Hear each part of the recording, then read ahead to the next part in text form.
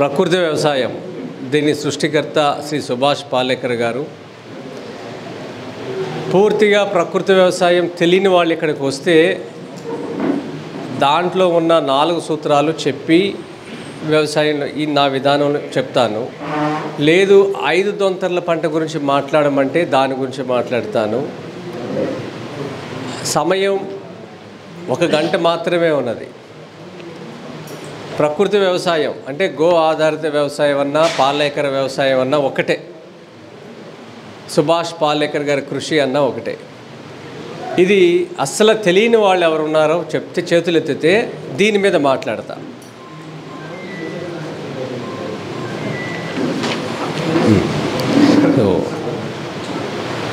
సుభాష్ పాలేకర్ కృషి అంటే ఇది ఒక అహింసా మార్గంలో జరిగే వ్యవసాయ విధానం. గ్రామం డబ్బులు గ్రామంలోనే ఉంటాయి, పట్టణాల డబ్బులు గ్రామానికి వస్తాయి, అలాగే నగరాల డబ్బులు కూడా గ్రామానికి వస్తాయి, విదేశీ డబ్బులు స్వదేశానికి వస్తాయి. ఎట్లా వస్తాయి? ముందు గ్రామం డబ్బులు గ్రామంలోనే ఎలా ఉంటాయి? ఈ భూమి మీద ఉత్తమమైన కర్మ ప్రకృతి వ్యవసాయం, ఉత్తమమైన జన్మ మానవ జన్మ. శ్రీ సుభాష్ పాలేకర్ గారు భారతదేశం నలుమూలల గత 40 సంవత్సరాల నుంచి ఈ విధానాన్ని చెప్పుకుంటా 38 లక్షల మందిని చేరుకోగలిగారు. ఎంత కష్టమైన పని చూడండి. సుమారుగా 40 సంవత్సరాల పాటు ఇలా చెప్పుకుంటా పోతే 38 లక్షల మందికి దీన్ని చేర్చగలిగారు. దీంట్లో తూచా తప్పకుండా ఆచరిస్తున్న వాళ్ళు సంఖ్య ఎంత? ఇది భారతదేశ జనాభాలో 1% ఉందా? లేదు. మరి ఈ భూమి మీద మనందరికీ ఎంత పని ఉంది కదా? సమయం చాలా తక్కువ ఉన్నది, పని చాలా ఎక్కువ ఉన్నది. మీరందరూ కూడా పూర్తి స్థాయిలో విని ఆచరించి మీ ఊరికి మీరే పాలేకర్ అవ్వాలి. పాలేకర్ గారు వయసు అయిపోయింది, మహా అయితే ఇంకొక 2-3 సార్లు వస్తారేమో ఈ 4-5 ఏళ్లలో 10 ఏళ్లలో. దేశం మొత్తం తిరుగుతున్నారు కదా, వేరే రాష్ట్రాల వాళ్ళు పిలుస్తున్నారు కదా. మరి ఆ విధానాన్ని మీరు పుస్తకాలు, ఆయన రాసిన పుస్తకాలు చదివి ఆచరిస్తూ మీ ఊరిని మీరే బాగు చేసుకోవాలి. మరి మనందరికీ సమయం ఇచ్చాడు కదా. 40 సంవత్సరాలు ఎవరైనా సమయం ఇస్తారా? మీరు ఎవరికైనా 4 రోజులు సమయం ఇచ్చారా? మీ పనులన్నీ వదిలిపెట్టి 4 రోజులు ఎదుటి వాడికి సమయం ఇచ్చారా? మరి 40 ఏళ్ళు ఎలా ఇచ్చాడా మనిషి కదా? మన బాగు కోసమే కదా. మీరు ఇప్పుడు ఏం చేయాలంటే, మీరు విన్న తర్వాత ఆచరించాలి. ఆచరించినాక ధర్మం ఉందని మీకు అనిపించినప్పుడు నలుగురికి చెప్పడం మొదలుపెట్టాలి. ఎంతమంది మారుతారో మారే ప్రయత్నం మీరు చేయమాకండి. వాళ్ళు మారాలని మీరు చెప్పొద్దు. చెప్పటం ధర్మం. మారటం అనేది ఆ కరుణ దయ వాళ్ళ మీద ఉండాలి. భావాన్ని వ్యక్తపరచడం అనేది ఈ భూమండలం మీద మనిషి ఒక్కడే. అందుకనే చెప్పటం మాత్రం మర్చిపోవద్దు. సమయం కేటాయించండి. వారంలో 2 రోజుల 2 గంటల మీకున్న సమయాన్ని బట్టి. ఇప్పుడు సుధాకర్ గారు చెప్తున్నారు, వస్తా ఆయన 10 సంవత్సరాల నుంచి పూర్తిగా దీనికి సమయం కేటాయించారు, ధర్మాన్ని ప్రచారం చేస్తున్నారు. అలా మీరు రేపు ధర్మం నిలబడాలన్నా, మీ మనవాళ్ళు హాస్పిటల్ మొహం చూడకుండా బతకాలన్నా మీరు ఆచరించి నలుగురితో మాట్లాడతాం ఒక మాస్టర్గా మీరు తయారవ్వాలని నేను కోరుకుంటున్నాను. ఈ ప్రకృతి వ్యవసాయం అనేది 100కి 100%. అయ్యా సైలెన్స్. అహింసా మార్గంలో జరిగే ఒక అద్భుతమైన భారతీయ జీవన వ్యవసాయ కళ. ఇక్కడ ఎక్కడ దోపిడీలు ఉండవు, ఏ జీవిని చంపేది ఉండదు. అద్భుతమైన జీవ వైవిధ్యం మీ ముందు కనబడుతుంది. అన్ని జీవరాశులు సంతోషంగా ఉంటాయి. ఈ ప్రకృతి వ్యవసాయం చేసే ఈ పాలేకర్ గారి విధానంలో భారతదేశంలో ఏ ఒక్క రైతు నష్టపోలేదు, ఏ ఒక్క రైతు మధ్యలో వదిలేయలేదు. తత్వం అర్థం కాకపోతే వదిలేస్తారు. తత్వం, యథార్థ స్థితి దీంట్లో ఏమిటి అనేది అర్థమైతే దీన్ని ఎవ్వరూ వదలలేదు. ఇంకొక విషయం చెప్తాం మీకు.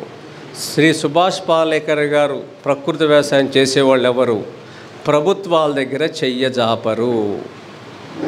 ఎప్పుడు ఇలాగే ఉంటుంది, ఎప్పుడు ఇలాగే ఉంటుంది. తీసుకో తీసుకో తీసుకో ఉన్న దాంట్లో ఇవ్వటమే నేర్చుకుంటారు. ఆ ఆలోచనలన్నీ, ఆ తరంగాలని ఆ భూమి మీద మనం నిలబడినప్పుడు, సేద్యం చేస్తున్నప్పుడు మన పాదాల కింద ఉండే సూక్ష్మజీవులు, వానపాములు మీకు ఆ వైబ్రేషన్స్ని ఇస్తాయి. ఎందుకంటే ఏ జీవిని చంపట్లేదు కదా, అవి కూడా ప్రాణం ఉన్న జీవులే. అవి నాది అనేది పోయి మనది, ఇదంతా మనది అనే భావన వస్తుంది. మనం ఏ జీవిని బతకనివ్వకుండా 70 సంవత్సరాలు విష రసాయనాలతో, కలుపు మందులతో, భయంకరమైన యంత్రాలతో, ట్రాక్టర్లతో భూమిని అంతా కూడా చిత్రహింసలు పెట్టేసి వదిలేసాం. ఈ పోస్ట్ పెట్టి వాళ్ళకి వారం రోజులు 10 రోజులు అయింది. మరి శ్రీనివాసరెడ్డి గారు ఒక పోస్ట్ పెడితే గంటకు 2-3 వేల మంది చూస్తారు. మరి ఇంత తక్కువ మంది వచ్చారేంటి ఇక్కడికి? వారం రోజులైందిగా పోస్ట్ పెట్టి. చూసి చదివి నేను వ్యవసాయం చేస్తున్నాను అనే భావనతో చాలామంది ఉన్నారు. మరి మిమ్మల్ని మాత్రమే దేవుడు ఎందుకు పంపించాడు ఒకసారి ఆలోచన చేసుకోండి. ఈ పోస్ట్లో ఎంతమంది చదివారు, సుధాకర్ గారు ఇంత ప్రచారం చేశారు. ఈ రూమ్కి సరిపడే మంది ఎలా వచ్చారు? భగవంతుడు మీతో ఒక కార్యం చేయించబోతున్నాడు, గుర్తుపెట్టుకోండి. లేకపోతే ఈ గుమ్మం దాటి మీరు లోపల రాలేరు. అందుకని దీన్ని మీరు పూర్తిగా విశ్వసించండి. పాలేకర్ గారి విధానంలో ఎక్కడ డబ్బుతో ముడిపెట్టలేదు, పైసా అనే మాట ఎక్కడ లేదు. ఆవుతో ముడిపెట్టాడు.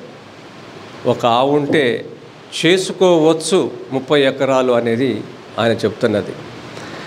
ఇలా ఇది 15వ సంవత్సరం నేను చేయబట్టి. అంతకుముందు ఈ ఆలోచన లేవు నాకు. బజార్లోనే అన్నీ కొనుక్కుని తినేవాడిని. Sona Masoori, BPT, refined oil, టీవీలో ఏది గొప్పగా చూపిస్తే అది గొప్పది అనుకునేవాడు. అది ప్రామాణికం. నాకు ఇప్పుడు 55 సంవత్సరాలు. 40లో మొదలుపెట్టా. ఇప్పుడు నాకు 55 సంవత్సరాలు. ఏ ఒక్కరోజు నేను టాబ్లెట్ మింగలేదు ఈ 15 ఏళ్లలో. ఇక నుంచి మీరు, మీ అబ్బాయిలు, మీ మనవాళ్ళు, మీ మనవరాళ్ళు ఇలా ఉండాలని నేల తల్లికి దండం పెట్టుకుని నేను పనిచేస్తా ప్రతిరోజు. నా జాతి భారతదేశంలో ఉన్న వాళ్ళందరూ ఏ రోజు హాస్పిటల్ మొహం వెళ్ళదు. అమ్మమ్మకి సిజరీన్ అవ్వలేదు ఈ భూమి మీద. తాతకి ఫెర్టిలిటీ ప్రాబ్లం లేదు ఈ భూమి మీద. హరిత విప్లవం గొప్పదని ఇంకా మనం దాన్ని పట్టుకుని ఎందుకు వేలాడుతున్నాం? తాత ఉన్నప్పుడు ఊర్లో ఎవరికైనా సంతానం లేకపోతే బాధపడ్డారా? ఏ తాత అయినా బాధపడ్డా? ఏ అమ్మమ్మ అయినా సిజరీన్ చేయించుకుందా? మరి ఇదేం అభివృద్ధి చెప్పండి? ఇది ఎక్కడ అభివృద్ధి? మొన్న ఒక స్వామి భాగ్యనగరంలో సంతానం లేని వాళ్ళకి మందు ఇస్తాను అంటే 5,000 మందికి మందు తయారు చేస్తే 2 లక్షల మంది వచ్చారు. ఇది ఎంత దౌర్భాగ్యం చూడండి. భారతదేశంలో మనం ఎలాంటి పరిస్థితిలో ఉన్నామో. రోడ్లన్నీ ఆ రోజు అదే మందిరానికి దారితీసినాయి. అన్ని రోడ్లలో కార్లు, ట్రాఫిక్ జామ్ అయిపోయింది. ఇంత బాధతో ఉన్నారు జాతి, ఎవరికి చెప్పుకోలేకపోతున్నారు. 100కి 28% మంది పెళ్ళైనాక అబ్బాయిల్లో సంతానం లేక బాధపడుతున్న వాళ్ళ లెక్కలు నేను చెప్తున్నది కాదు, నివేదికలు చెప్తున్నాయి. పద్మజ గారిని ఒక ఫెర్టిలిటీ సెంటర్ నడుపుతున్నారు హైదరాబాద్లో. చాలా పెద్ద ఆవిడ. ఆవిడ దగ్గరికి వచ్చే విషయాలు ఏంటంటే 2 రోజులు నేను నిద్రపోలేదు. 4 సంవత్సరాలైందంట భార్యాభర్తలు కలిసి, మొదటి రోజు కూడా కలవల. ఈ మాట చెప్పాలా సిగ్గుపడుతున్నాం చూడండి. ₹1,00,000 జీతం, 2 లక్షల రూపాయల జీతం, జీన్స్ ప్యాంట్లు, టీ షర్ట్లు, అండర్వేర్లు, టైటీ కంపెనీలు, బర్గర్లు, పిజ్జాలు, నూడిల్స్, రిఫైండ్ ఆయిల్, టీలు, కాఫీలు, అడ్డమైన చెత్త తిని ఒల్లులు పెంచుకుని, అమ్మా నాన్నలు ఇక్కడ ఉండరు, ఆడపిల్లలకు ఉద్యోగాలు వస్తాయి. ఆ ఉద్యోగాలు వస్తేనేమో ఆ 3-4 రోజుల్లో ఏమి తినాలో ఏమి తినకూడదో తల్లిదండ్రులు చెప్పేవాళ్ళు లేరు. మసాలాలు తిని గర్భాశయంలో అన్నీ కూడా సమస్యలతో ఆడవాళ్ళు ఉన్నారు, మగవాళ్ళు ఇలా ఉన్నారు, పెళ్ళిళ్ళు చేసుకుంటున్నారు, 2 లక్షల రూపాయల జీతం వస్తుంది, అన్నీ ఉన్నాయి, సంతానం లేదు. ఈ వింటామని అనుకున్నాము మనం. ఆ స్వామి మళ్ళీ ప్రకటన ఇచ్చి మందు అయిపోయింది అని చెప్తే కూడా కంట్రోల్ కాలేదు ఆ జనం. ఎన్ని విషయాలు మాట్లాడుకోగలుగుతాం గంటల్లో చెప్పండి? ఎక్కడ మొదలు పెట్టాలి? నేను ఏ విషయం చెప్పాలి మీకు? అందుకనే ఒక భయంకరమైన స్థితిలో మనం అందరం ఉన్నాం. దయచేసి అర్థం చేసుకోండి. ఇది మిమ్మల్ని దేవుడు ఎందుకు పంపించాడు అనేది ప్రతిసారి గుర్తుపెట్టుకోండి. పాలేకర్ గారు మీటింగ్కి వెళ్తున్నప్పుడు నేను 4 తీసుకువెళ్ళాను 2010లో. వాళ్ళ ఆ 3 నాతో నవ్వులాటలు పెట్టారు.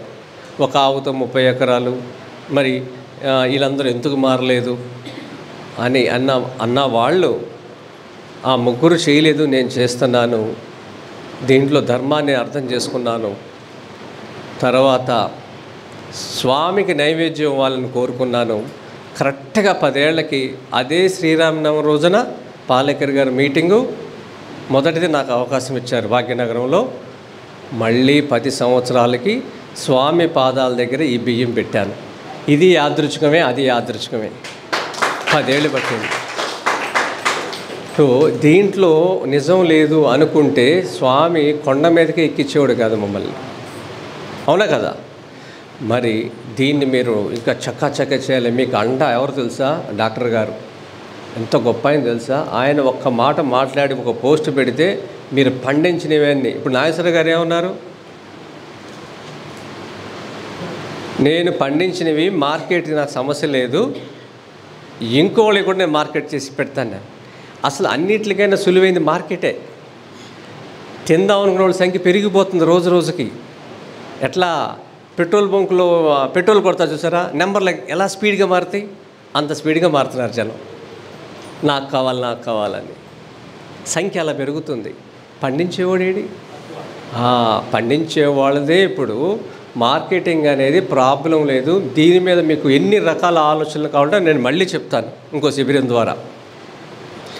మార్కెట్ గురించి అస్సలు ఆలోచించద్దు. ముందు 3 పూట్ల మీ నలుగురు, కుటుంబంలో ఉన్న నలుగురు తినటానికి మాత్రం మొదలు పెట్టండి. దీంట్లో మీకు ఎదురయ్యే సమస్యలు, పక్క పొలం వాడు పక్కింటి వాడు నవ్వుతాడు మిమ్మల్ని చూసి. ఇది వ్యవసాయం, 18 రోజుల్లో నాటు అంటే ఎంతే ఉంటుంది, నవ్వుతారు, హేళన చేస్తారు. ఏమి పట్టించుకోవద్దు. వాళ్ళు ఏమనుకుంటే మనకేమని చెప్పు. మన వల్ల వాళ్ళు నవ్వుకుంటున్నారు కదా, వాళ్ళ ఆరోగ్యాలు బాగుపడుతున్నాయి, అలా ఆలోచించండి. వాళ్ళు నవ్వారని మీరు వెనక రావద్దు. ఎన్నో అంటారు, ఇప్పటికీ అంటారు పాలేకర్ గారిని. దీన్ని ఏమనాలి చెప్పండి? ఇక నన్ను అయితే చెప్పక్కర్లా, అంటానే ఉంటారు. అంటే ఏం పట్టించుకోవద్దు. మీరు మీ మనవాడిని హాస్పిటల్కి పంపించకూడదు అనేది నియమం పెట్టుకోండి. ఏ జంతువు పక్షి వెళ్ళట్లేదు కదండి హాస్పిటల్కి. సిజరీన్ ఏదైనా జంతువుకి అవుతుందా చెప్పండి? మరి మనకెందుకు ఈ కర్మ? ఇది ఎక్కడ సైన్స్ అండ్ టెక్నాలజీ చెప్పండి కదా. ఈ ప్రకృతి వ్యవసాయం మూలాలు 4. ఈ 4 సూత్రాలని మీరు ఖచ్చితంగా పాటించాలి. దీంట్లో విత్తనం అనేది దేశవాళీ విత్తనాన్నే వాడాలి. ఇవి అందుబాటులో వాళ్ళు ఉన్నాయి. రాష్ట్రంలో 2 రాష్ట్రాల్లో ఏ మండలంలో అయినా సరే మీకు దొరుకుతాయి. దానికి నిదర్శనమే అక్కడ అమ్ముతున్నారు. ఈ బియ్యాల్లో బియ్యం పండించేవాళ్ళు ముఖ్యంగా లావు రకాలు మీద చాలామందికి ఉదయం మాట్లాడుతున్న రైతులతో చాలా అభిప్రాయాలు ఉన్నాయి. లావు అయితే తినలేమని, లావు అయితే అమ్ముకోలేమని. ఎందుకు భగవంతుడు 6 లక్షల వరి విత్తనాలు ఇచ్చాడు ఈ భారతదేశానికి? 6 లక్షలు మహాభారత కాలంలో. అవి కాలగర్భంలో విదేశీయులు, కంపెనీలు ఇవన్నీ పాడు చేయగా ఇప్పటికీ 4,000 నుంచి 5,000 రకాలు ఇప్పటికీ భారతదేశంలో వరి విత్తనాలు ఉన్నాయి. ఒక్కొక్క దాంట్లో ఒక్కొక్క ఔషధ గుణాలు ఉన్నాయి. అందుకనే బాహ్యంగా భౌతికంగా దాన్ని చూసి ఇది లావుగా ఉంది కాబట్టి మంచిది కాదని నిర్ణయానికి రామాకండి, తేలికపాటి నిర్ణయాలు తీసుకోమాకండి. ప్రతి దాంట్లో ఒక ఔషధ గుణం ఉన్నది. మాకు ఆ విత్తనాలు ఇచ్చినప్పుడు ఇది ఫలానా దానికి మంచిది అని చెప్పారు, కానీ అది వాడిన తర్వాత వేరే సమస్యలకు తగ్గింది. ఒకళ్ళు కాదు, 10 మంది సంఖ్యలో ఇది దీనికి కూడా పనిచేస్తుందని చెప్తున్నారు. ఈ అనుభవాలు ఎంత గొప్పవి. అందుకనే మీ చేతికి ఏ దేశీ విత్తనం వచ్చినా సరే దాన్ని మీరు తినాలి. వండుకోవటం ఎట్లా? ఈ వండుకోవటం అమ్మలకు చెప్పాలి. వండుకోవటం తెలియకే మనం అది నచ్చట్లేదు. ఏ బియ్యం అయినా సరే ఎసర పెట్టాలి, ఎసర పెట్టి వండుకోవాలి. ఎసర పెడతానికి ముందు బియ్యాన్ని నానబెట్టాలి. ఇప్పుడు ఆడవాళ్ళు ఇవన్నీ ఎవరు చేస్తారు అని అనుకుంటే మళ్ళీ మీరు అపాయింట్మెంట్ తీసుకుని వెయిట్ చేయాలి. అక్కడికి వెళ్ళి ఇక్కడ టైం లేదు అంటే అక్కడ టైం తీయాల్సిందే, డాక్టర్ దగ్గర టైం తీయాల్సిందే. కడగటం, నానబెట్టడం, కుండలో ఎసరబెట్టడం. మీరు వీలైతే 100కి 100% కుండలోనే వండుకోండి. కుండలోనే వండుకోవాలి అంతే. గ్యాస్ అవుతుందా? అవునవండి. ఇంకొక అదనంగా 1/2 సిలిండర్ అవుతుందా నెలకి అంటే వండుకోండి. మీ పొట్టల్లో గ్యాస్ రాదు. గ్యాస్ అక్కడ పోతే పోయినవ్వండి, ఎల్పిజి గ్యాస్. మీ గ్యాస్ రాదు. ఎందుకంటే మీరు వండుకునే తెల్ల గిన్నెలు, స్టీల్ గిన్నెలు ఆహారానికి వండుకోవటానికి యోగ్యత లేనివి. ఎవరికి అడగాలి? కుండలు పగిలిపోతాయి. మనసు ఉంటే కుండ పగలదు, లేకపోతే రోజు కూడా పగులుతుంది. దాన్ని పవిత్రంగా భద్రంగా కడుక్కొని అన్నం వండంగానే నీళ్లు పోసేసి నానబెట్టేయండి. 2 కుండలు పెట్టుకోండి. ఒక కుండని ఆరిన తర్వాత బోర్లించండి, ఆరిపోతే రేపు ఇంకో కుండను వండుకోండి. ఇలా 2 కుండలు పెట్టుకోండి. ఈ దొడ్డు బియ్యాన్ని మీరు ఎసరులో వేస్తే అన్నం సాఫ్ట్గా అవుతుంది. ఒక్కొక్క దాంట్లో ఒక్కొక్క ఔషధ గుణం ఉంది. మళ్ళీ చెప్తున్నా. అందుకనే సన్నటియే కావాలి, సన్నయే ఇష్టపడతారు. మార్కెటింగ్ అని మాకండి. మీరు మార్కెట్ చేస్తున్నప్పుడు వాళ్ళకి అమ్మాలన్నప్పుడు 1 కేజీ అన్నాన్ని వండి 10 మందిని పిలిచి గోంగూర పచ్చడో లేకపోతే ఆవకాయ పచ్చడో పప్పు చారో వేసి వేడివేడి అన్నం పెట్టండి. 10 కేజీలు కొన్ని చోట బస్తా కొంటాడు. తినిపించండి. ఆ తెల్లవాడు టీ అలవాటు చేయలేదా మనకి? అలాగే దీన్ని తినిపించండి. మేము ఇప్పుడు హైదరాబాదులో భోజనశాల పెట్టాం. 3 ఏళ్ళైంది పెట్టి. అది భోజనశాల అంటే అది మెస్సు కాదు, హోటల్ కాదు, విజ్ఞానం. తినిపిస్తే మారతారని. పుస్తకం ఇస్తే చదవరు, మధ్యలో లేచి వెళ్ళిపోతారు. మీటింగ్లో తింటే మర్చిపోరని చెప్పి ఒక 300 మందికి రోజు ఆ భోజనం అందుబాటులో పెట్టాం. అది అంటే 160 రూపాయలు. 4 రకాల బియ్యాలు, ఆవు పెరుగు, పాయసం, ఇంకా పులిహోర ఇవన్నీ ఉంటాయి. గానుగ నూనె. ఇది ఎందుకు పెట్టామంటే ఈ భోజనం తిన్న తర్వాత మేము చెప్పాల్సిన మాటలు తగ్గిపోయినాయి. వాళ్ళకి లీజుకి ఇచ్చిన పొలాల్లో 1 ఎకరం తీసుకుని వ్యవసాయం మొదలు పెడుతున్నారు. చేయలేని వాళ్ళు ఏం చేస్తున్నారు? అదే రైతుకి ఇచ్చి దీంట్లో ఏవి మాకు ఎంత పండితే అంత, ఆయన ఏది కోరుకుంటే అది ఇస్తున్నారు. డాక్టర్ దగ్గర అయితే బార్గెన్ చేయలేరు, రైతు దగ్గర బార్గెన్ చేయొద్దని చెప్తాను, కౌలు రైతుల దగ్గర. అలా 1 ఎకరంలో వాళ్ళు ఈ పంటలు పండించడం మొదలుపెట్టారు. ఈ సంవత్సరం ఇంకెక్కువ మంది మారారు. అందుకని తినిపించండి, మీ భోజనాన్ని తినిపించండి. ఈరోజు ఇక్కడ కూడా అదే భోజనం. ఎవరైతే కొత్తగా వ్యవసాయం చేద్దాం అనుకుంటున్నారో ఆ అన్నాన్ని ప్రతి ముద్దని 30 సార్లు నమలండి. సెల్ ఫోన్ చూడొద్దు, ఎవరితో మాట్లాడొద్దు. నిష్టగా భోజనం అనేది నిష్టగా, చెప్పులు వేసుకోవద్దు. అలా తినండి. తెల్లారి నేను గుర్తుకొస్తా మీకు. మొదటి పని ఏం చేస్తారు మీరు? అప్పుడు నేను గుర్తుకొస్తా. 30 సార్లు నమలండి. అన్ని సమస్యలు పోతాయి. ఇది క్లియర్గా ఉంటే అన్నీ క్లియర్గా ఉంటాయి. మరి ఇన్ని విషయాలు చెప్పుకుంటా వ్యవసాయం గురించి చెప్పాలంటే చాలా సమయం పట్టుద్ది. మీ దగ్గరలో ఏమి బియ్యాలు ఉన్నాయో, వడ్లు ఉన్నాయో రైతుల దగ్గర, అవి తీసుకుని చేయండి. ఇంటి మందం చేసుకోండి, ఎసరు పెట్టి అన్నం వండుకోండి. ఇది ఈ దేశీ విత్తనాల్లో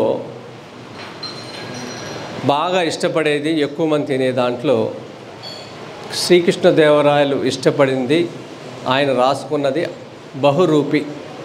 తిరుమలకి స్వామివారికి కూడా 80% అవే బియ్యం ఇస్తున్నాం. అది లావుగా ఉంటుంది, 140 రోజులు దిగుబడి బాగా వస్తుంది. వీలైతే ఆ విత్తనాలు పెట్టుకోండి. కాళ్ళు నొప్పులు రావు. ఈ కుజీ బటాలియా, ఇంకా చిన్న చిన్న సన్న సన్న బియ్యాలు ఉన్నాయి చూసారా, అవి కాళ్ళు లాగుతాయి, తింటాకి బాగానే ఉంటుంది. అది దేశీ విత్తనమే, కానీ దీంట్లో ఫైబర్ ఎక్కువ ఉంటుంది. మీరు 10 గంటలకు భోజనం చేస్తే సాయంత్రం 7ంటికి భోజనం, 2 పూటల భోజనంతో మీరు చేసి ఉండిపోవచ్చు. 3 పూటలు తినాల్సిన అవసరం రాదు. తిన్నా సరే 30 సార్లు నవ్వాలండి ముద్దని. ఎంత ఎంజాయ్ చేస్తారో మీరు జీవితాన్ని, ఎవ్వరి అవసరం రాదు. ఇలా మీరు కుండలో కానీ ఇత్తడి గిన్నెలో కానీ వండుకోండి. కుండ కుదరకపోతే సెకండ్ ఆప్షను కంచు గిన్నె. కంచు గిన్నెలు ఎవరు తయారు చేస్తారో వాళ్ళ నెంబర్లు ఇస్తాను. మూడవ ఆప్షన్ ఏంటంటే ఇత్తడి గిన్నె. ఈ మూడిట్లోనే వండుకోవాలి. మొదటి కుండ, కంచు, ఇత్తడి, వీటిలో వండుకుంటే మీకు ఏమవుతుందంటే ఒళ్ళు నొప్పులు రావు. ఒళ్ళు నొప్పులు రావటానికి ఇవాళ సమాజం మొత్తం ఎసిడిక్ ఫుడ్ ఎక్కువ తింటుంది. తెల్లారు లెగిస్తే పేస్ట్తో మొహం ఎంతమంది కడుక్కుంటున్నారు? చేతులు ఎత్తండి. పేస్ట్ ఈ పేస్ట్ రేపటి నుంచి మీరు అందరూ మానేయాలి. మీరు మానేయండి, ఒళ్ళు నొప్పులు తగ్గిపోతాయి. నిజం, ఇది అత్యంత భయంకరమైనది. ఇది క్యాన్సరు, ఒబిసిటీ అన్నీ వస్తాయి, చిగుళ్ళు అన్నీ పాడైపోతాయి. అసలు భారతదేశంలో కొనేది ఏది లేదయ్యా. మీరు ఏది కొనక్కర్లా. ఆవు పిడకుంది కదా, ఆవు పిడకని కాల్చిన దాన్ని ఏమంటారు? భస్మం. భస్మం అంటారు, కచ్చిక కూడా అంటారు. బూడిద ఉంటుంది కదా, బూడిదని చేతులు వేసుకుని ఈ వేలు, ఈ మధ్య వేలుతో చిగుళ్ళు తోవండి. చిగుళ్ళు పళ్ళు కాదు, చిగుళ్ళు ఏలు, కింద వేలు, లోపల వేళ్ళు. ఈ వేలుతో లోపల. పడుకునే ముందు తోవాలి, లెగంగానే తోవాలి. మధ్యలో 10 గంటలు 12 గంటలు తేడా ఉంటుంది. అలా చేయండి. జీవితంలో ఆఖరి రోజు వరకు డెంటల్ డాక్టర్ దగ్గరికి వెళ్ళరు మీరు ఎవరు. చిగుళ్ళు, అదే పెయిన్, లేకపోతే పిప్పళ్ళు అంటారు కదా, ఏమీ రావు. కొంతమందికి చల్లై తాగితే లాగుతాయి, వేడి తాగితే జువ్వమంటాయి, అసలు ఏమీ ఉండవు. మీరు పేస్ట్ మానేయండి వాళ్ళ నుంచి. వేప పుల్ల, ఊర్లో వేప పుల్ల ఉంటే సరే, లేకపోతే ఈ వేలుతో బ్రష్తో ఏం చేస్తారంటే, వేప పుల్ల అయితే నిలువుగా ఇలా అనుకోండి, పళ్ళ మధ్యలో ఏమన్నా చిక్కుకుంటే పోతాయి. బ్రష్ కొన్నా కూడా జస్ట్ ఇలా అనండి, ఇలా అనొద్దు. పళ్ళు ఎప్పటికీ పోవు, మనం చనిపోయినా తగలబెట్టిన పళ్ళు అలాగే ఉంటాయి. చిగుళ్ళను శుభ్రం చేసుకోమని ఏ డెంటల్ డాక్టర్ చెప్పడం. తిన్న ఆహారం లోపల నుండి బ్యాక్టీరియా ఫామ్ అవుద్ది. ఎప్పుడైతే ఆవు పిడక బూడితో మీరు తోముకున్నారో అది న్యూట్రల్ అయిపోద్ది. అక్కడ బ్యాక్టీరియా రాత్రంతా 10 గంటలు ఫామ్ కాదు. దీనివల్ల స్వెల్లింగు, తర్వాత రక్తం రాదు. ఇవి చేయండి, ఒళ్ళు నొప్పులు తగ్గిపోతాయి. తర్వాత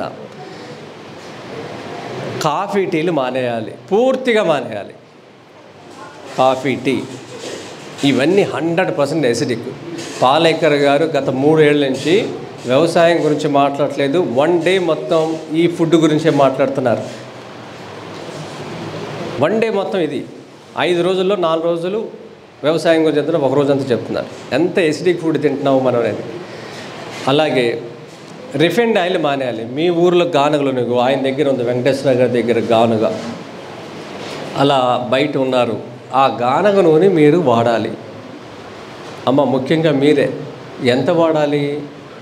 రిఫైండ్ ఆయిల్ ఇప్పటి వరకు వాడుతున్నారు కదా, అది ఒక కూరకి మీరు ఎంత వాడతారో మీకు లెక్క ఉంది కదా, దాంట్లో సగం కన్నా తక్కువ 40% వేయండి చాలు, అంతంత వేయక్కర్లా. అప్పుడు దాని రేటు దీని రేటు ఇంచుమించుగా సమానం అవుతుంది. నూనెలు ఇమ్మీడియట్గా మానేయండి.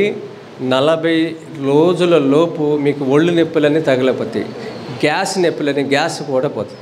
భారతదేశంలో ఇప్పుడు ఎక్కువ అమ్మేది షుగర్ ట్యాబ్లెట్లు కాదు, గ్యాస్ ట్యాబ్లెట్లు. 5వ క్లాసు 10వ క్లాసు చదివే వాళ్ళు కూడా డైరెక్ట్గా ఊరుల్లోకి వెళ్ళిపోయి పిల్లలు గ్యాస్ ట్యాబ్లెట్ తీసుకుంటున్నారు. ఇవన్నీ తాగబట్టే కూల్ డ్రింకులు, బర్గర్లు, ఇలాంటి ప్యాకెడ్ ఫుడ్ ముఖ్యంగా ఇవన్నీ మీరు మానేయాలి. ఇంటికి ఎవరిని వస్తే కూల్ డ్రింక్స్ మాత్రం తేమాకండి, కూల్ డ్రింక్స్ తేవద్దు. అలాగే చెరుకు రసం లేదా మజ్జిగ, నిమ్మకాయ నీళ్ళు, ఇవి మన భారతదేశం యొక్క పానీయాలు. ఇవి ఇవ్వండి మీరు ఇంటికి ఎవరైనా వస్తే. కూల్ డ్రింక్స్ తాగొద్దు, మీరు ఎవరికి ఇవ్వవద్దు. ఇవన్నీ చేస్తే మీకు ఆరోగ్యం బాగుంటుంది. ఏ హాస్పిటల్కి వెళ్ళక్కర్లా. ప్రధానంగా వచ్చేయని వీటిలో లేసిడిక్ వల్ల జరుగుతుంది. ఈ దేశీ విత్తనాల్లో బహురూపి మీరు పండించుకోండి. దీన్ని విత్తన శుద్ధి చేయాలి. విత్తన శుద్ధి అనేది ఈ 4 రకాలు చక్రాల్లో పాలేకర్ గారి విధానంలో మొదటి సూత్రం దేశీ విత్తనం. దేశీ విత్తనం ఎన్నుకున్నాక విత్తన శుద్ధి చేయటం.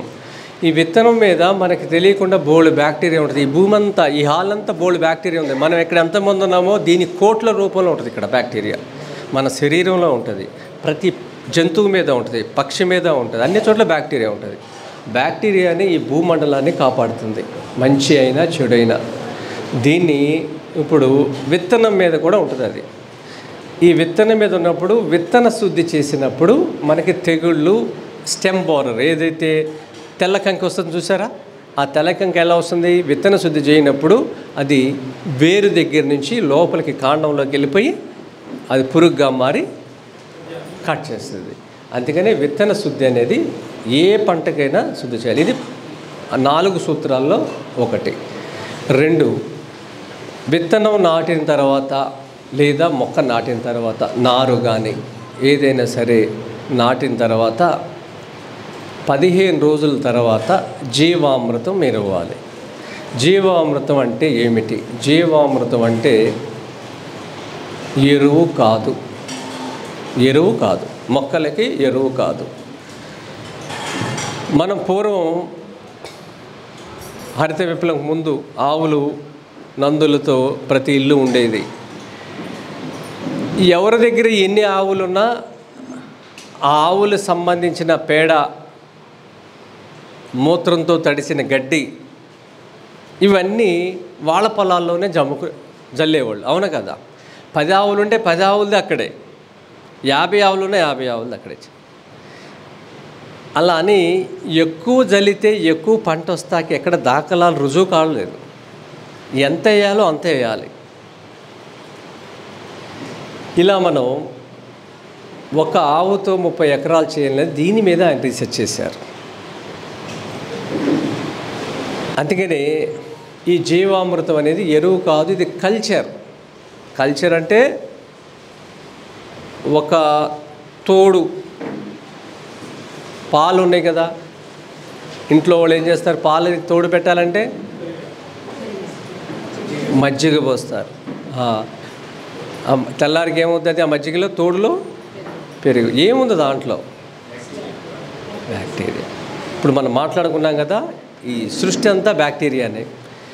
దాన్ని మైక్రోస్కోప్లో చూసామనుకోండి, ఆ పెరుగు మీరు జీవితంలో ముట్టుకోరు. అమ్మో అనుకుంటాం. ఏదైనా సరే, ఇంట్లో ఇడ్లీ చేశారు, పచ్చడి చేశారు, ఇడ్లీ పచ్చడి ఉదయం చేశారు, సాయంత్రం రాత్రి అయింది, దాని వాసన చూస్తే ఏమొస్తుంది? అంటే మీ కంటికి కనపడలేదు, కానీ అది చెడిపోయింది అనేది తెలిసిపోయింది. అక్కడ బ్యాక్టీరియా ఫామ్ అయింది. ముక్కు రాడార్ లాగా, సెన్సార్ లాగా పనిచేస్తుంది. ఇది మంచిది కాదు, తినమాకు అని కదా. ఇట్లా ఆ చెడిపోయిందంటాకి ఇక్కడ బ్యాక్టీరియా ఫామ్ అయింది. చెడు మంచి 2 ఉంటాయి. ఇలా జీవామృతానికి ప్రధానమైన వనరు గోవు. ఈ సృష్టిలో 4 కాళ్ళ జంతువులు ఎన్ని ఉన్నాయి? చాలా ఉన్నాయి కదా.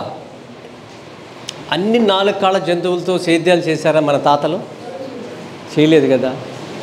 కుక్క ఉంది, గాడిద ఉంది, గుర్రం ఉంది, పంది ఉంది, ఎన్ని ఉన్నాయి కదా. వీటికి 4 కాళ్ళే. గోవు నుంచి వచ్చే గోమయే వసతి లక్ష్మి అన్నారు. లక్ష్మీ నివాసం గోమయంలో పోల్చారు. 1 గ్రాములో సైన్స్ ఏం చెప్తుందంటే 1 గ్రాములో 3 కోట్ల సూక్ష్మజీవులు ఉన్నాయి, కంటికి కనిపించినవి. ఇవి 1 గ్రాములో అంటే రోజుకి ఒక ఆవు, బలమైన ఆవు గడ్డి పెడితే మీకు 10 కేజీలు పేడనిస్తుంది. 1 కేజీలో ఎన్ని గ్రాములు ఉంటాయి చెప్పండి? 1000 గ్రాములు. 1 గ్రాములో 3 కోట్లు ఉన్నాయి అన్నప్పుడు కేజీలో 1000 గ్రాములు. ఇలాంటిది 10 కేజీల పేడ. 1 గ్రాములో 3 కోట్ల సూక్ష్మజీవులు ఉన్నాయి. వీటిల్ని మన ధర్మం ముక్కోటి దేవతలు అని పోల్చింది. ఎక్కడ సైన్స్, ఎక్కడ ల్యాబొరేటరీస్ ఉన్నాయి, ఎక్కడ రిపోర్ట్స్ తీశారు? 3 కోట్ల సూక్ష్మజీవులు. ఆ 3 కోట్ల సూక్ష్మజీవుల్ని ముక్కోటి దేవతల కింద పోల్చారు. మరి గోవు మీదే కదా మనకి అంగం మీద ఒక దేవతా మూర్తుల్ని చిత్రీకరించారు కదా, చూసాం కదా. మరి వేరే జంతువు మీద ఎందుకు చిత్రీకరించలేదు? ఆవు మీదే చేశారు. సకల దేవతలకి నిలయం గోవు మహా. అలా గోవు నుంచే వచ్చిన పేడ ఏదైతే ఉందో ఇది పరిమళం. మీరు ఏ జంతువుదైనా చూసుకోండి, దుర్గంధం ఉంటుంది. మీరు కుక్కతి తీసుకొచ్చి కళాపు చల్లండి, కుదరదు కదా. మరి ఇది ఎన్ని సంవత్సరాలు ఈ భారతదేశంలో ఈ కల్చరు లెక్కగట్టి చూస్తారా? ప్రతి ఇంటి ముందు గోమయంతో సాన్పు జల్లింది. Positive vibrations. ఎవరినైనా సరే పిలుస్తాం మనం ఇంటికి, శత్రువు వచ్చినా సరే లోపలికి రమ్మంటాం కదా. ఈ తరంగాలన్నింటికి మన వాకిల్లోంచి వచ్చినప్పుడు, అందుకే భారతదేశం యొక్క నినాదం అతిథి దేవో భవ. ఎవరు వచ్చినా సరే అన్నం పెట్టి పంపిస్తాం. బయట దేశాల్లో అలా లేదు, ఎవరిని సరే మరి స్వీకరిస్తాం. ఇదన్నింటికి గోవు నడయాడిన భూమి కాబట్టి ఈ తరంగాలు ఉన్నాయి. గోవును ఎప్పుడైతే దూరం తీసుకున్నామో నెగిటివ్ థాట్స్ అన్నీ స్టార్ట్ అవుతాయి. ఆవు ఉంటే అన్నీ, ఆవు లేకపోతే ఈ భూమి మీద ఏమీ లేదు. అందుకని ఆ జీవామృతంలో పాలు ఇవ్వని ఆవు చాలా గొప్పది. ఆవు నుంచి వచ్చే దాంట్లో పంచగవ్యాస్ అంటారు. 5 తెలుసు కదా మీకు. పంచగవ్యాలంటే ఆవు పేడ, ఆవు మూత్రం, ఆవు పాలు, ఆవు పెరుగు, ఆవు నెయ్యి, ఇవన్నీ పంచగవ్యాస్. దీంట్లో పాలు అనేది చాలా చిన్న వస్తువు. పాల కన్నా గొప్పది గోమయమే, గోమూత్రం. తర్వాత పాల నుంచి వచ్చిన పదార్థాలు తదిమ 2, పెరుగు, నెయ్యి. ఈ 5 ఆవు నుంచి మనకు అందుతున్నాయి. పాలు ఇవ్వని ఆవులో ఎక్కువ శక్తి ఉంటుంది ఆ పేడలో, అది మీరు వాడాలి. ఒట్టిపోయిన ఆవుని అమ్మాలని చూడమాకండి. పాలు ఇవ్వని ఆవుతో మీరు తీసుకోండి. పొట్టి ఆవులు, పాలు ఇవ్వని ఆవులు, దాంట్లో ఆ పేడ ఇంకా శ్రేష్టం. ఈ క్రమంలో ఎద్దుది సగం కలుపుకోవచ్చు, దూడది సగం కలుపుకోవచ్చు, ఆవుది సగం ఉంటే ఆవుది పూర్తిగా వాడవచ్చు. ఈ జీవామృతం తయారు చేయటానికి నాటిన 15 రోజులకి, మొక్కైనా గింజైనా నాటిన 15 రోజులకి జీవామృతం మొదటిసారిగా ఇవ్వాలి. జీవామృతాన్ని తయారు చేసే విధానం చెట్టు కింద కానీ,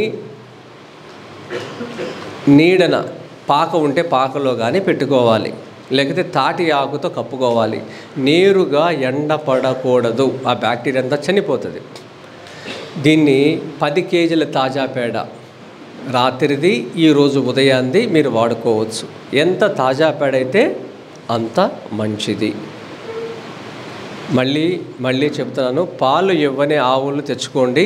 అది మీ భూమిని ఇంకా ఎక్కువ త్వరగా బాగు చేసి పెట్టుద్ది. 10 లీటర్ల మూత్రాన్ని సేకరించే పద్ధతి చాలామంది మనం ఫ్లోరింగ్ వేసుకున్నట్టు కూడా ఆవులు కూడా ఫ్లోరింగ్ వేస్తున్నారు, సిమెంట్. దయచేసి చెప్తున్నాను, ఎవరు ఫ్లోరింగ్ చేయమాకండి. మన కోణంలో జంతువుల గురించి ఆలోచిస్తున్నాం. అవి ఇష్టపడవు, ఫ్లోరింగ్ ఇష్టపడవు. నేల అంటే ఇష్టం. గిట్టలు చాలా బలంగా ఉంటాయి, సిమెంట్ గట్టిగా ఉంటుంది.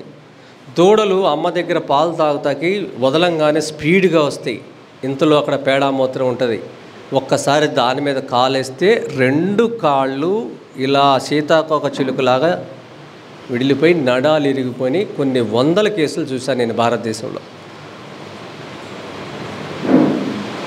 ఎంతసేపు మన సౌకర్యం గురించి ఆలోచిస్తాం, వాటి గురించి ఆలోచన చేయం.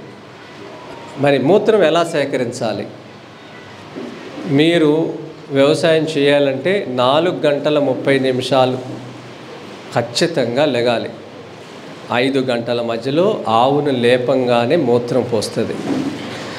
మీరు ఒక చిన్న బకెట్లో పట్టుకొని మూత్రం నడిగా మీరు పోస్తే అది ఫస్ట్ రోజున కంగారు పడుతుంది, తర్వాత మీకు అలవాటు చేసుకుంటుంది. రోజు మీరు టైంకి వెళ్ళండి.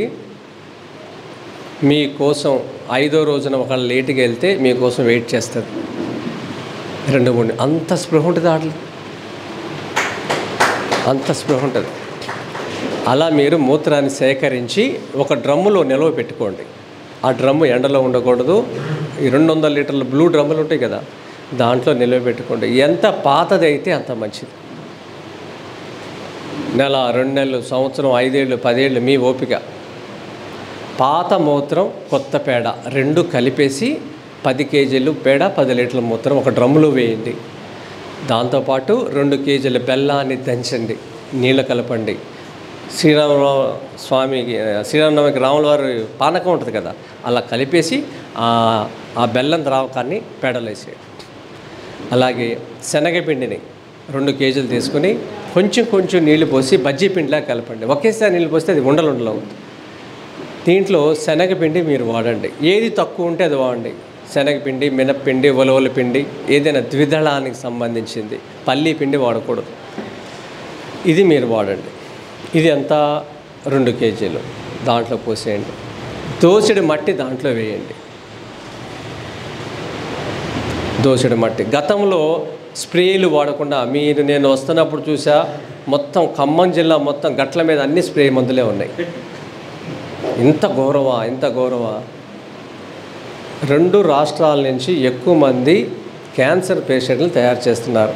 దాంట్లో నల్గొండ, ఖమ్మం, ఆంధ్రప్రదేశ్లో గుంటూరు జిల్లా. క్యాన్సర్ పేషెంట్లు తయారు చేసేదంతా కూడా వెళ్ళి మిర్చి ఎవరు పండిస్తున్నారో వాళ్ళు ఎక్కువ వాడుతున్నారు. అందుకని ఆ గతంలో స్ప్రేలు జరగని చోట ఉన్న మట్టి, దోసెడు మట్టిని చెట్ల కిందది కానీ చెరువు గట్టు మీద కానీ ఎక్కడుంటే అక్కడ అది ఒక దోసెడు. ఇవన్నీ కలిపేయండి. బెల్లం 2 కేజీలు, శనగపిండి 2 కేజీలు, 10 కేజీల పేడ, 10 లీటర్ల మూత్రం, దోసెడు మట్టి కలిపి సవ్య దిశగా 2 నిమిషాలు తిప్పండి. ఉదయం, సాయంత్రం తిప్పండి. మళ్ళీ రేపు ఉదయం, రేపు సాయంత్రం. మీ పొలంలో చెట్లు లేకపోతే, మీ పొలంలో పాక లేకపోతే గోనె సంచి మాత్రమే కప్పాలి. తాడుతో కట్టేయండి గాలికి పడకుండా. లేకపోతే తాటాకుంటే తాటాకుతో కప్పి బరువు రాయి పెట్టండి. గాలి వెలుతురు వెళ్ళాలి ఆ జీవామృతానికి. నీళ్ళు ఎన్ని పోస్తారు? నిండా పోసేయండి. ఇంత గ్యాప్తో, 6 అంగుళాల గ్యాప్తో నిండా పోసేయండి. దీన్ని మీరు 2 రోజులు ఉంచి 3వ రోజు నుంచి వారం రోజుల్లోపు దీన్ని మీరు ప్రతిరోజు తిప్పుతా మీ పొలాలకి నీళ్ళు ఇస్తున్నప్పుడు, వరి చేనుకైతే బంధం మొత్తం తడిసేటట్టుగా నిదానంగా నీళ్ళు పోయండి మగ్గుతో. మీకు ఓపిక ఉంటే 1 గ్లాస్కి 1 లీటర్కి 10 లీటర్లు కలిపి సాళ్ళంట పట్టుకుంటా మొక్క మీద పోయొచ్చు, కింద పోయొచ్చు. డైల్యూట్ చేయకుండా ఉన్నప్పుడు మాత్రం మొక్క మీద పోయకూడదు, నేల మీద పోయాలి, కాలువలంట. డైల్యూట్ చేస్తే దాన్ని మీరు మొక్కల మీద కూడా పోయొచ్చు, స్ప్రే చేయొచ్చు. ఇది మీకు ఓపిక ఉంటే వారం వారం చేయండి. ఇది వారానికి ఒకసారి. అంత కష్టం అంటే కనీసం 10 రోజులకి లేకపోతే 2 వారాలకి ఇలా చేయండి. అద్భుతమైన పంటలు మీకు వస్తాయి. ఇంతకు మించి ఏమీ లేదు. ప్రతి పంటకి ఇదే. తెగుళ్ళు వచ్చినప్పుడు అస్త్రాలు ఉన్నాయి, నీమాస్త్రం అని, దశపర్ణి కషాయం అని, ఇవన్నీ. ఈ పుస్తకాలు నేను వేరే శిబిరం నుంచి నేను ఇక్కడికి వచ్చాను. ఏం పుస్తకాలు తేలేదు, పాలేకర్ గారు రాసినాయి. మీకు సేవ ఆఫీసులో ఆయన పుస్తకాలు ఉంటాయి. ఆయన పుస్తకాలు పాలేకర్ గారు రాసినవి బయట దొరకవు, ఆయన కార్యక్రమాలు అప్పుడే దొరుకుతాయి. మీరు హైదరాబాద్ ఎప్పుడు వస్తే సేవ ఆఫీసులో పుస్తకం ఉంటుంది. ఈ విధంగా మీరు ఆకుకూరలు, కూరగాయలు, పళ్ళు పండించుకోవచ్చు. ఇప్పుడు మనం విత్తన శుద్ధి గురించి మాట్లాడాం. నాటిన 15 రోజుల తర్వాత మొక్కైనా విత్తనమైన జీవామృతం ఇవ్వాలి. ఘనజీవామృతం. ఘనజీవామృతం అనేది ఏంటంటే మనం చెప్పింది ఇప్పుడు లిక్విడ్, ద్రవ రూపంలో ఉంటుంది. ఘనజీవామృతం అనేది సాలిడ్. నిన్నటి పేడ, మొన్నటి పేడ, 4 రోజుల పేడ, 10 రోజుల పేడ, ఇదంతా వాడచ్చు. మీకు ఒకవేళ ఆవులు ఎక్కువై పేడ ఎక్కువ ఉంటే ఈ పేడని నేరుగా ఎండలో వేయకూడదు. నేరుగా ఎండలో వేయకూడదు. చెట్టు కింద కానీ, చావిట్లో కానీ, పందిరి కింద కానీ పేడని పెట్టుకోవాలి. ఎండకి ఎక్స్పోజ్ కాకూడదు పేడ. గ్రీన్ హౌస్ గ్యాసెస్ రిలీజ్ అవుతాయి. అందుకనే దీన్ని నీడన పెట్టండి. నీడన పెట్టి దాంట్లో ఈ పేడ రాశి మీద బెల్లం నీళ్ళు 2 కేజీలు చల్లండి. సుమారుగా ఒక 200-300 కేజీలు అనుకున్న పేడని బెల్లం నీళ్ళు 2 కేజీలు. బెల్లం కరగదు కాబట్టి బెల్లం నీళ్ళే చల్లాలి. శనగపిండి 2 కేజీలు. మూత్రం తగినంత. పాత పేడ కొంచెం గట్టిగా ఉంటుంది కదా, ఎండిపోయి, అది ఇది కాళ్ళతో తొక్కేసేయండి. మొత్తం కాళ్ళతో తొక్కేసేయండి, అడుసు తొక్కినట్టు. పుట్టమన్ను దోసెడు వేసేసి తగినంత మూత్రం. అంటే మనం జొన్న రొట్టె చేసుకున్నప్పుడు నీళ్ళు ఎన్ని పోస్తాం పిండిలో, అట్లా తగినంత మూత్రం పోసుకొని కాళ్ళతో తొక్కేసి ఈ వేడి గాలులకి జనవరి, ఫిబ్రవరి, మార్చ్, ఏప్రిల్, మే ఈ 4 నెలల్లో ఈ ఘనజీవామృతం తయారు చేసుకుంటే ఈ వేడి గాలులకి అది ఆరిపోతుంది.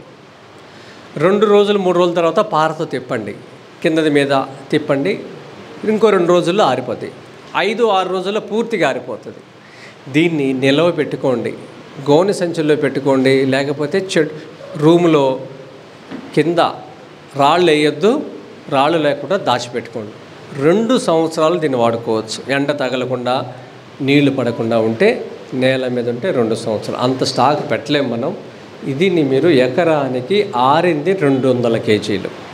ఎకరానికి ఆరిన ఘనజీవామృతం 200 కేజీలు సుమారుగా బరువు ఉండేటట్టుగా మొదటగా సగం పొడి దుక్కులో వేసేసేయండి, ఇంకో సగం కరిగడ చేస్తున్నప్పుడు వేయండి.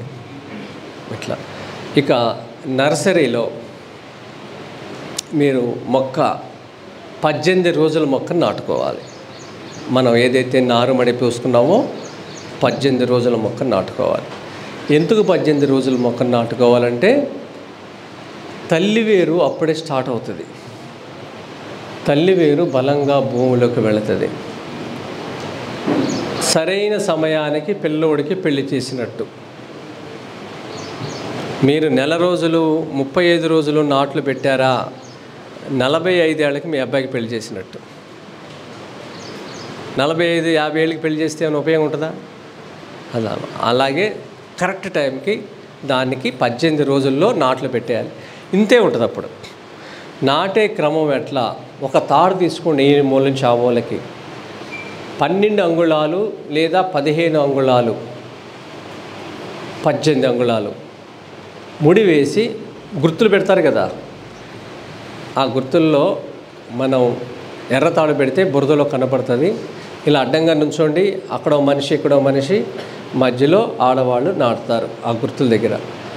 రెండోది ఈ రెండో లైన్ జరిపినప్పుడు మీరు ఎంతైతే మొక్క పెట్టారో అంత కర్ర స్కేల్ తీసుకుని అడుగు అయితే అడుగు 15 అంగుళాలు అయితే 15, 18 అంగుళాలు మళ్ళీ కర్ర పెట్టండి. ఈ లైన్ వేస్తారు. ఇలా పెట్టుకుంటే వెళ్ళండి. అప్పుడు నిలువు అడ్డం ఒకే సైజు ఉండటం వల్ల మీకు సూర్యరశ్మి అనేది ప్రతి దాని మీద కరెక్ట్గా పడుతుంది. చిక్కు నాటు పెట్టినప్పుడు మీకు అనీవెన్గా ఉత్పత్తి వస్తుంది. దీనివల్ల ఏమవుతుందంటే ఈవెన్గా పెట్టినప్పుడు వేరు వ్యవస్థ అన్నీ కూడా ఈక్వల్గా స్ప్రెడ్ అవుతాయి. ఇప్పుడు ఆయన చెప్పారు కదా అక్కడ వేరు వ్యవస్థ ఎలా అవుతుందని. దీనివల్ల 2000 నుంచి 2500 వరకు వేర్లు భూమిలోకి వెళతాయి. అన్ని వేర్లు వస్తాయి, చిన్న పెద్ద అన్నీ కలిపి. ఇది దగ్గరగా అడుగు నుంచి అడుగున్నర వరకు వెళ్తాయి. అంత పెద్ద వేర్లు వస్తాయి. ఇవి భూమిని చీల్చుకుని వేర్లు రంధ్రాలు పెట్టేస్తాయి. దీనివల్ల పంట తీసుకోగానే ఆ వరి కొయ్యలు భూమిలోనే ఉంటాయి, చిన్నవి. అన్ని రంధ్రాలు ఉండటం వల్ల అంత నీళ్ళు భూమిలోకి ఇంకుతాయి. చిక్కు నాటు పెట్టినప్పుడు పిలకలు ఎక్కువ రావు. క్రమ పద్ధతిలో పెట్టినప్పుడు దుబ్బు బాగా వస్తుంది, వేర్లు బాగా వస్తాయి. వేర్లు భూమిలోకి రంధ్రాలు పెడతాయి. అది సేంద్రియ కర్బనం అలాగే ఉంటుంది. పైన చొక్కుపడంగానే అది పీల్చుకుంటుంది. మీరు అన్నీ దోశ పెనం మీద దోశ ఎలా ఉందో రంధ్రాలు ఎలా ఉంటాయో దోశ మీద, మీ భూమి కూడా అలా రంధ్రాలు అడిపోయి వర్షపు నీళ్ళని పరిగెత్తకుండా నడిపిస్తాయి. నడుస్తున్న నీళ్ళని నుంచోపెడతాయి, నుంచున్న నీళ్ళని ఇంకిస్తాయి. నీరు అనేది పరిగెత్తదు. మీరు ఈ కోసే క్రమంలో నాటుకులు అయిపోయిన తర్వాత 15 రోజులకు ఒకసారి జీవామృతం, పాలు పోసుకుని మనకి కంకి కట్టే టైంలో మీకు సప్తధాన్యాంకుర కషాయం ఇది రుబ్బి స్ప్రే చేస్తే కూడా గింజ బరువు వస్తుంది. సప్తధాన్య అంకుర కషాయం ఇలా చేసి కోసేటప్పుడు మాత్రం మిషన్లతో కోయించకుండా వీలైనంత వరకు మనుషులతో కోయించే ప్రయత్నం చేయండి. మీరు ఎంత జీవామృతం ఇచ్చి ఘనజీవామృతం ఇచ్చి భూమిని బాగు చేసిన తర్వాత 5-6 టన్నుల పైగా బరువు ఉన్న ఏవైతే ఆ కటింగ్ మిషన్స్ ఉన్నాయో భూమిని పాడు చేస్తాయి. పచ్చి ఒళ్ళు దాని మీద తొక్కిస్తున్నాం యంత్రాలతో. భూమిని ప్రేమించేవాడు ఎవడు యంత్రాలలో దింపడం. ఈ భూమిని అన్నీ అన్నం పెడుతుంది. పంటవంగానే తొక్కిచ్చేస్తారా? పంటవంగానే తగలబెట్టేస్తారా? ఇంత ఎలా బతుకుతారు చెప్పండి? భూమి మనకు అన్నీ పెడుతుంది కదా, కృతజ్ఞతా భావం లేదు. నాకు ఆవులు లేవండి, పశువులు లేవు, ట్రాక్టర్ గడ్డి తిందు తగలబెట్టేస్తున్నారు. పంజాబ్లో స్టార్ట్ అయింది, హర్యానాలో అన్ని రాష్ట్రాలకు వ్యాపించింది. ఆ గడ్డిని కోసిన గడ్డిని ఏరి ఏదన్నా గోశాలకు ఉండే గోవులన్నీ కబేళాలకు వెళ్తున్నాయి గడ్డి లేక. అలా ఏదో ఒకటి చేయండి. గడ్డి భూమిని మాత్రం తగలబెట్టద్దు. ఇటుకని ఎలా తయారు చేస్తారు? అడుసు తొక్కి అచ్చు వేసి అచ్చుని ఎండబెట్టి కాలుస్తారు. మరి ప్రతి సంవత్సరం మీరు నేల తల్లిని కాలుస్తే భూమి ఏమవుద్ది? పెద్ద ఇటుకరాయి అవుద్ది కదా. చూడండి మట్టి ఎన్ని రకాల రుచులను ఇస్తుందో చూడండి. మామిడి పండు రుచి మామిడి పండు, సపోటా పండు సపోటా, సీతాఫల్, అరటిపండు, పప్పు ధాన్యాలు, నూనె గింజలు అన్నీ నిక్షేపం చేసుకుని మనకి ఏది కావాలో అది ఇస్తుంది విత్తనం ద్వారా కదా. ఈ మన్నుని అన్నంగా మారుస్తున్నాడు రైతు. మీరంతా ప్రకృతి రైతులంతా ఈ మన్నునే కదా అన్నంగా మారుస్తున్నారు. అన్నాన్ని సమాజం అంతా మన్నుగా మారుస్తుంది తిని, అంతే కదా. అందుకనే ఎక్కడ తగల పెడతాం అనేది ఈ భూమి మీద ఉండకూడదు. ఇలా మీరు చేత్తోనే కోతలు కోయండి. ఈ గడ్డి కట్టని పశువులు చూడు కట్టని కూడా చూడు కడతాయి. మనుషులకి ఎలా అయితే సంతానం లేమితో బాధపడుతున్నారో ఆవులకు కూడా ఈ సమస్య వచ్చేసింది. ఇది యథార్థంగా జరిగిన సంఘటన మీకు చెప్తున్నాను. బీపీటీ, సోనా మోసరి, మన ఇన్ని సార్లు స్ప్రే చేసిన గడ్డి దానికి కడుపు నిండుద్ది. కానీ వాళ్ళ చూడు కట్టని కూడా జంతువులు ఉన్నాయంటే ఈ గడ్డి వల్లే. మనుషులకి ఎలాగైతే ఉపయోగపడట్లేదో ఆ బియ్యము గడ్డి కూడా ఉపయోగపడట్లేదు. ఇలాంటివి చాలా పశువులు ఉన్నాయి, వాళ్ళ ఎవరు ఆలోచన చేయట్లేదు. ఈ ఒక ఆయన మా దగ్గర పాలు పోసేవాడు. నాకు 1000 లీటర్లు పాలు వస్తాయి నా షాప్కి, దేశీయ ఆవు పాలు. ఎవరైతే దేశీయ ఆవులను పెంచుతున్నారో వాళ్ళకి 90 రూపాయలు నేను ప్రైజ్ ఇస్తా. ఒక లీటర్కి బల్క్లో 90 రూపాయలు, రిటైల్ కాదు. కొంతమందికి 95 రూపాయలు కూడా ఇస్తున్నా. ఇలా చాలామంది ఆవులు పెట్టుకున్నారు. 6 లీటర్లతో మొదలుపెట్టి ఇవాళ 1000-1200 లీటర్లు వస్తున్నాయి నాకు పాలు. రోజుకు 1 లక్ష రూపాయల పైన నేను ఆవులకు, రైతులకు కడతాను ప్రతిరోజు. ఇది ఒక అతను అమెరికా వెళ్ళమని వాళ్ళ అమ్మ, నేను వెళ్ళను అని అబ్బాయి గొడవ ఇంట్లో. ఆఖరికి పట్టుబట్టి ఆ పిల్లోడు ఆవులు పెట్టుకున్నాడు. ఆవులు పెట్టుకుని మాకు పాలు సప్లై చేశాడు. అతను బజార్లో ఉన్న గడ్డిని, వరి గడ్డిని కొని, మూసి గడ్డిని కొని పెంచాడు. వాళ్ళ దగ్గర ఉన్న నంది క్రాస్ కాట్ల 30-40 లీటర్లు పోసేవాడు. పాలు తగ్గిపోతున్నాయి, తగ్గిపోయి 2-3 లీటర్లకు వచ్చేసినాయి. చూడు కట్టట్లా. దానా తగ్గించలేం, పని వాళ్ళ జీతం తగ్గించలేం, మెయింటెనెన్స్ తగ్గించలేం. ఇక వాడు సూసైడ్ చేసుకుంటాక రెడీ అయిపోయాడు. అమ్మ మాటలు, నేను నువ్వేమి కాదు, కంగారు పడమాకు అని చెప్పి వికారాబాద్లో నా పొలానికి తోలమన్నాను. 2 నెలల్లో అదే నంది అక్కడ గడ్డి తిని మళ్ళీ అన్నిట్లు చూడు చేసింది. ఇది ఇట్లా మనం సూక్ష్మంగా గ్రహిస్తే చాలా విషయాలు ఉన్నాయి. అందుకనే ఈ హైబ్రిడ్ విత్తనము, స్ప్రేలతో చేసింది, పండించిన ఏ పంట అయినా సరే గర్భం వదిలేయటానికి మనుషులకు కూడా జరుగుతుంది. వాళ్ళు ఇడ్లీ తింటే కూడా గర్భం వదిలేస్తారు. ఇడ్లీ మంచిదని డాక్టర్ చెప్తాడు, కానీ డాక్టర్కి ఎన్ని స్ప్రేలు చేస్తున్నాడో తెలియదు కదా. ఎందుకు చెప్తాడు డాక్టరు? దాంట్లో ఆయిల్ లేదు, అందుకని ఇది మంచిదని చెప్తాడు. కానీ రైతు ఎన్నిసార్లు స్ప్రే చేస్తున్నాడో తెలియదు. ఇప్పుడు పశువులకి ఆ మినపకాడ తింటే గర్భం వదిలేస్తున్నాయి, తెలుసా మీకు? ఊళ్ళల్లో మినుము కాడని వదిలేస్తారు, పెసరకాడని. దాన్ని స్ప్రే చేసి ఉన్నాయి, అవి తిని వదిలేస్తున్నాయి. మనుషులు ఆ ఇడ్లీ తిని గర్భం వదిలేస్తున్నారు. ఇడ్లీ తిన్నా క్యాన్సర్ వస్తుంది వాళ్ళ. అంత స్ప్రే చేస్తున్నాం. మీరు వాడిన మందులు మామూలుగా ఉన్నాయా? ఎక్కడ ఒక్క పచ్చగడ్డి లేదు మీ గట్ల మీద. నేను చూసా పొద్దున్న వచ్చేటప్పుడు. ఏ ఊరు వెళ్ళినా నేను గమనిస్తూ వస్తా, మాట్లాడతాక నాకు కావాలి కాబట్టి. ఎక్కడ గడ్డి లేదు. మరి అందరిలో పాలు ఉన్నాయి, అందరిలో పెరుగు ఉంది, ఎవరింట్లో పశువులు లేవు సరిగ్గా. ఈ ఎక్కడి నుంచి వస్తున్నాయి? పండక్కి ఇంకో లీటర్ ఎక్స్ట్రా వస్తాయి కదా.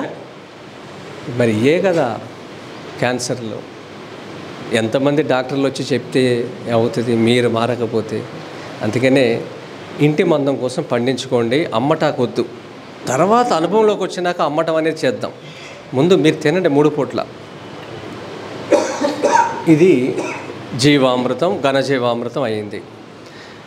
3వది మల్చింగ్.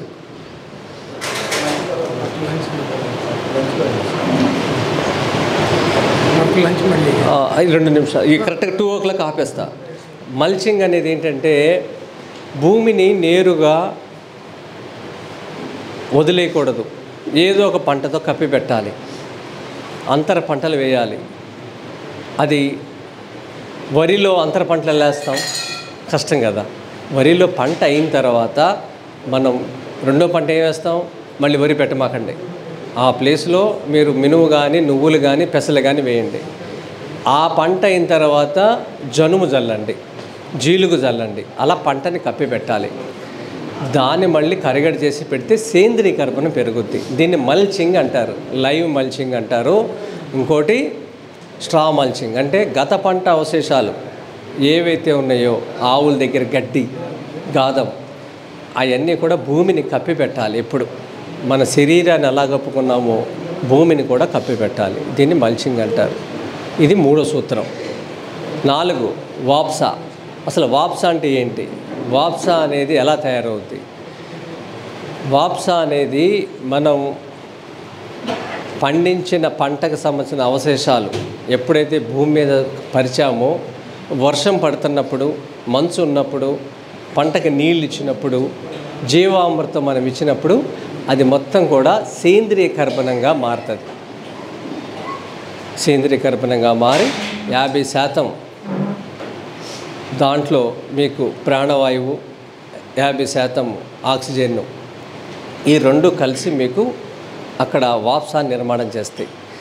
దీనివల్ల వాతావరణంలో తేమని గ్రహిస్తాయి. వాతావరణంలో తేమ ఎక్కువ ఉంటుంది. ఆ తేమ మనకు కనపడదు, కానీ ఆ తేమని గ్రహించేస్తే ఈ వాప్సా. ఇప్పుడు మనం పందిరేస్తాం చూసారా? పందిరేసినప్పుడు ఏం చేస్తాం? ఫస్ట్ తాటాకుల్ని కొట్టి ఏం చేస్తాం? అనగతొక్కుతాం. అనగతొక్కినప్పుడు మొత్తం పందిరేస్తున్నప్పుడు ఒక్కొక్క ఆకు తీస్తాం. కింద ఆకు ఎలా ఉంటుందో ఒకసారి గుర్తు పెట్టుకోండి. కింద ఆకు పచ్చిగా ఉంటుంది, దాని కింద నేల తడిగా ఉంటుంది. చిన్న చిన్న గింజలు కూడా తెల్లగా మొలకలు వస్తూ ఉంటాయి కదా, దీన్నే వాప్సా. ఇప్పుడు అది ఆ తేమని, సూక్ష్మ వాతావరణాన్ని ఈ నేల అట్టిపెట్టుద్ది. ఇదే గుర్తుపెట్టుకోండి. మీ చిన్నప్పుడు మీరు చూసిన ఇల్లు కట్టినప్పుడు, పందిరి వేస్తున్నప్పుడు ఏదైతే ఆ గుర్తున్నాయో, ఆ భూమి ఎప్పుడు మనకి తేమ ఉండాలి. అంతేగాని ఈ సృష్టిలో, ఈ అడవిలో కానీ, ఈ భూమండలంలో కానీ ఎక్కడా కూడా మొక్కలు నీళ్లు తాగవు. మొక్కలు నీళ్లు తాగవు, నీళ్ళు ఏవి తాగవు. తేమ కావాలి, తేమని మెయింటైన్ చేయాలి. అడవిలో ఎవరు నీళ్లు పెడుతున్నారు చెప్పండి? అడవిలో ప్రాజెక్టులు ఉన్నాయా? డ్రిప్ ఇరిగేషన్ ఉందా? లేదు కదా. మరి అడవి ఎలా బతుకుతుంది అంటే అక్కడ జంతువులు వ్యర్థాలు, పక్షుల వ్యర్థాలు, రాలిన ఆకులు, కొమ్మలు ఇవన్నీ ఉండటం వల్ల వాతావరణంలో తేమ గ్రహించుకుని భూమిలో తేమని అట్టబెడతాయి. అది మనం చేయాలి. ఇది మల్చింగ్ అంటారు. ఏది తగలబెట్టకూడదు. పక్క పొలంలో వాళ్ళు కూడా తీసుకొచ్చి మీ పొలంలో దాచుకోండి కావాలని. అది వ్యర్థం కాదు. వ్యర్థం అనేది ఈ భూమి మీద ఏమీ లేదు. వ్యర్థం ఏముందంటే అది ఒక మనిషి మాత్రమే. దేనికి పనికిరాడు ఈ భూమి మీద, అన్నీ వాడుకుంటాడు కదా. ఎవరికైనా పనికొచ్చాడా ఈ మనిషి? ఎవరికి పనికిరాడు. అందుకనే వైవిధ్యం అనేది లేకపోతే మనిషి బతకలేడు ఈ భూమి మీద. ఈ 4 కలిపితేనే ఒక వాహనానికి 4 చక్రాలు, ఒక రథానికి 4 చక్రాలు ఉంటేనే ప్రయాణం సాగుద్ది. అలాగే ఈ 4 చక్రాలు ఉంటేనే ప్రకృతి వ్యవసాయం ముందుకు వెళుతుంది. మూల సూత్రాలు అయితే ఇవే. ఇక భోజనం తర్వాత మీకు వరిలో నేను పంటలు పండించాలి, మామిడి పళ్ళ తోటలు పెట్టుకోవాలి, 4 మొక్కలు, వరిని చేయాలి, చెట్లు పెట్టుకోవాలి అని అన్న వాళ్ళకి ఒక డిజైన్ ఇస్తాను. అలాగే 5 దొంతర్ల పంట, దాని గురించి కూడా డిజైన్ ఇస్తాను. భోజనం చేయంగానే స్టార్ట్ చేద్దాం. భోజనం ఎన్నింటికి, ఎంతసేపు? మరిన్ని అప్డేట్స్ కోసం బ్యాక్ టు రూట్స్ యూట్యూబ్ ఛానల్ని సబ్స్క్రైబ్ చేసుకోండి.